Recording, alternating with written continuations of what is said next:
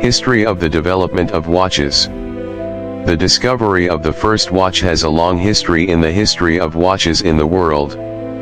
Currently, it is natural for us to believe that the civilization of the development of watches began in Switzerland, but in fact, based on important records and testimonies from the history of watches, it actually came from a German man named Peter Henlein. Peter is considered the inventor of watches and made watches a luxury accessory in his time. Looking at the oldest watch in the world, the answer is a watch belonging to Elizabeth I of England as a gift from Robert Dudley in the 16th century. The watch was a new watch or pocket watch at that time because it was a pocket watch with a leather bracelet and strap. The concept of a watch itself has existed since the 16th century in the form of a special watch given by Robert Dudley to Queen Elizabeth I of England to be slipped into her arm. However, many believe that the history of watches cannot be separated from Abraham Louis Breguet, the creator of the first watch for Napoleon's sister and Napoleon's queen, Caroline Murat. The shape and function of watches that were originally pocket watches or chains began to change into watches that were worn on the wrist. Watches that were used as indicators were originally specifically for women as jewelry. In addition to its features and needs, watches have been used as part of strategic decisions in war since World War I. From 1923, John Harwood created the first self-winding watch.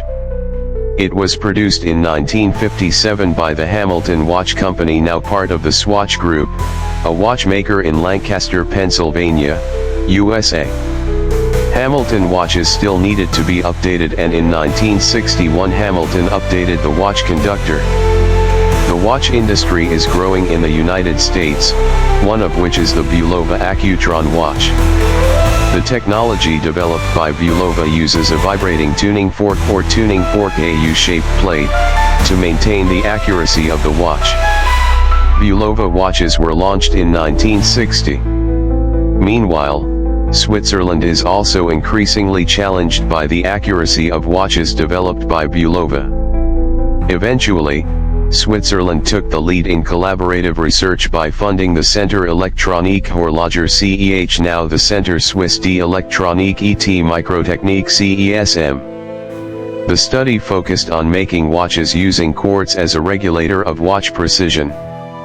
In the past, quartz was used in large watches, but not in small watches. In 1967, CEH finally produced the first prototype quartz watch. However, it was Sikola who created the quartz Astron as the first mass-market quartz watch and pioneered quartz technology used by watchmakers around the world, including Japan and the United States. Biography of Peter Henlein, the inventor of the watch. Portable watches with spring or electric movements were designed to be carried in a pocket. The first watch appeared shortly after 1500. This was an early copy by Peter Henlein, a locksmith in Nuremberg. Henlein grew up in Nuremberg. His parents were brass smiths Peter and Barbara Henlein, who had lived in Nuremberg since 1461. He had an older brother, Herman Henlein, who became a butcher in 1496. When he was young, he was apprenticed to a locksmith. At that time, locksmiths were one of the few craftsmen who had the skills and equipment to enter the new field of watchmaking. On September 7, 1504, a dramatic event occurred in the life of Peter Henlein. He entered a battle in which fellow locksmith Georg Glazer was killed. As one of the defendants, he sought asylum at the Franciscan Monastery of Nuremberg.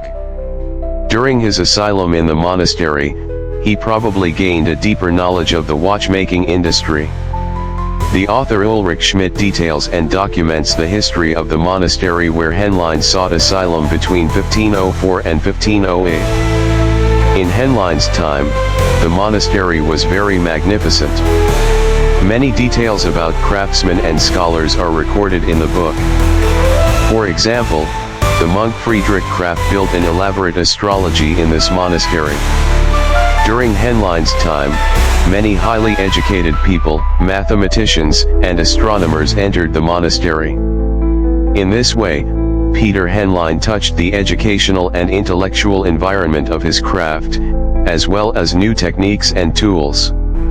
Starting from the accumulation of astronomical, mathematical, watchmaking, and historical knowledge from the East reached Europe during the Middle Ages and the early Renaissance.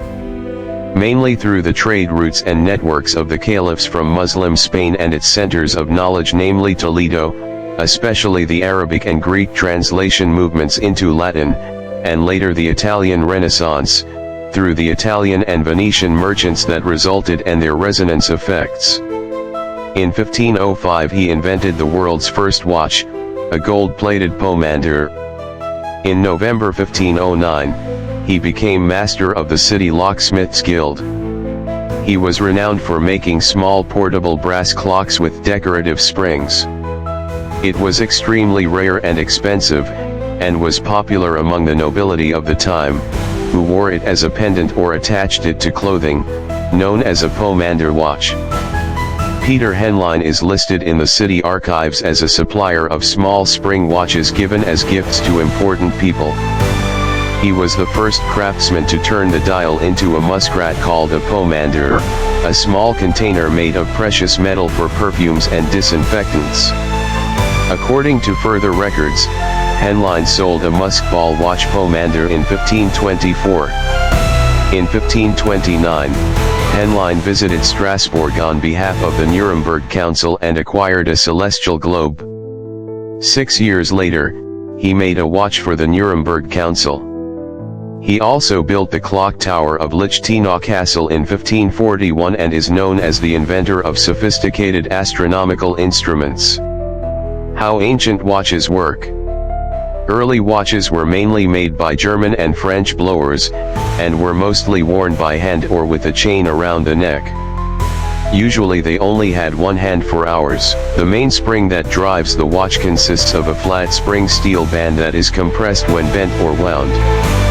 When we wind the spring mechanism like a watch, the curvature of the spring increases and energy is stored. This energy is transmitted to the vibrating part of the watch called the balance wheel through a series of gears and an electrical discharge, and the movement of the balance wheel itself controls the trigger of the watch and controls the measurement of the time of the watch. The friction drive allows us to adjust the pointer. One of the main weaknesses in these ancient watches was the fluctuation of the torque applied by the royal fern. In other words, the force of the fern is greater when it is fully broken than when it is almost broken. This problem was especially serious because watches with threshold escape are very much affected by thrust forces. A solution to this problem was developed soon after the invention of the royal fern 1450 using a fuse, a conical groove pulley used in combination with a barrel containing the royal fern. In this arrangement, the mainspring is made and the barrel in which it is placed rotates. The watch stem was wrapped around it, which was then replaced by a chain, with the other end wrapped around the fuse. When the mainspring is completely broken, the casing or chain is pulled to the minimum radius of the cone fuse. Gradually lowering the mainspring increases the size of the lever when pulling the casing or chain to a larger radius. The correct ratio of the fern to the locking radius maintains a nearly constant torque when the fern is released. Later the walking barrel, in which the mainspring drives the gear train directly, has been introduced into all modern mechanical watches and has replaced the worm. As the quality of the balance spring improved, torque fluctuations were minimized, and the balance spring and balance spring were properly adjusted to ensure accurate timekeeping. Until about 1580, German clockwork was made almost entirely of iron. Around this time, brass was introduced. Early watches used a smooth wheel, called a balance wheel, to control the movement of the mechanism. It did not experience any resistance. Therefore, the oscillation cycle, and therefore the rate of the timekeeping clock, depended on the driving force. This explains the importance of the reserve. Using a spring to control the vibrations of a balance was an important step in the history of timekeeping. The English physicist Robert Hooke designed a spring-loaded watch in the late 1650s. However, there seems to be no evidence that the spring was spiral. This was an important element that was widely used. The Dutch scientist Christian Huygens may have been the first to design a watch with a spiral spring 1674 to 1675. A coil spring is a thin strip of steel or other suitable spring material, usually wound in a spiral. The inner edge is fitted into a collet small collar. This fits into the friction of the balance bar and the outer end is pressed against a pin attached to the movement. The spring works in balance like a pendulum of gravity. If the balance shifts to one side, the spring breaks and energy is stored. This energy is then returned to the balance, so that when released, it swings much to the other side in much the same way. In the absence of frictional damage, air friction, internal spring material friction, axle friction, etc., the balance would swing exactly the same amount in opposite directions and then indefinitely. But because of this loss, its vibrations completely disappear. This is the energy stored in the royal fern and supplied unequally through the wheel slide and the trigger that maintains the vibrations. The performance of this watch depends on the regularity of the balance's vibration cycle, that is, the regularity of its motion. The balance wheel is a wheel with a heavy rim, and the spring attached to it provides a restoring torque. The balance has inertia depending on its mass and composition. The spring ideally provides a restoring force that is directly proportional to the no load or displacement from the zero position. The balance is mounted on a shaft with a pivot and works with high-quality watches made of precious stones. 2 jewels are used at either end of the balance shaft. One is hollowed out for storage and the other provides axial position by holding the dome-shaped end of the shaft. This is a flat end stone. The friction effect on the fulcrum affects the performance of the watch in various positions. For example, when lying down or hanging, the balance and spring can be in the same position or adjusted by changing the return clutch of the spring or the moment of inertia of the balance. The first case, much more common, is generally done by providing a pair of stops attached to the moving regulator index that lengthens or shortens the balance spring as needed. In the second case, there is a screw on the opposite side of the balance rim.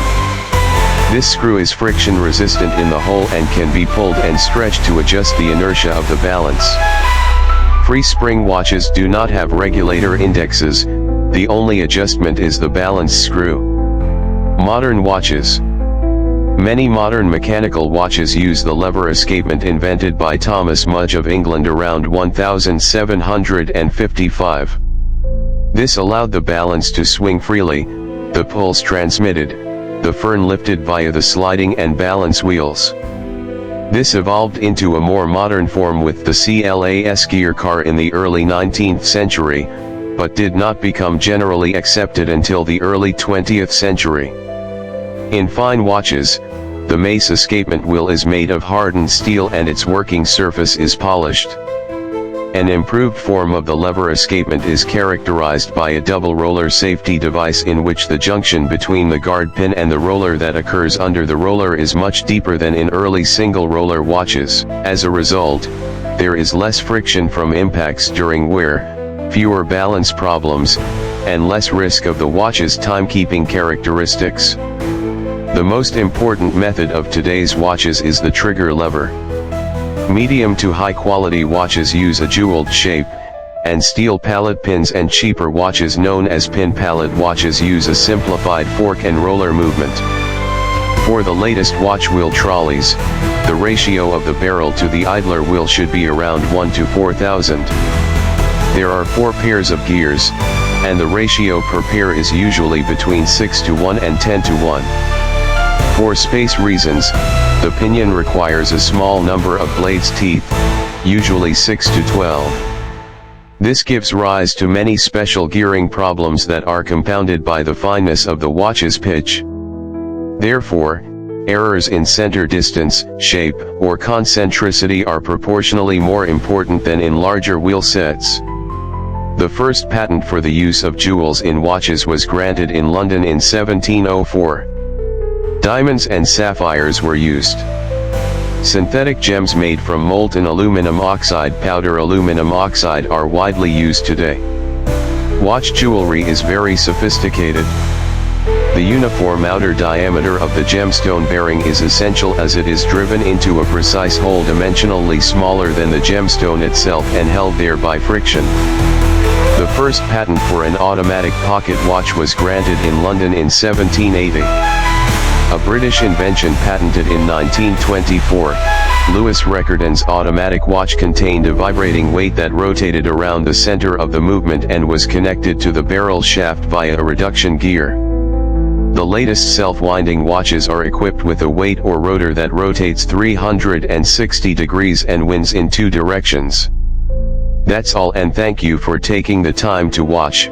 That's an explanation of the history of the development and inventor of the watch named Peter Henlein, who turned out to be a locksmith from Nuremberg, Germany.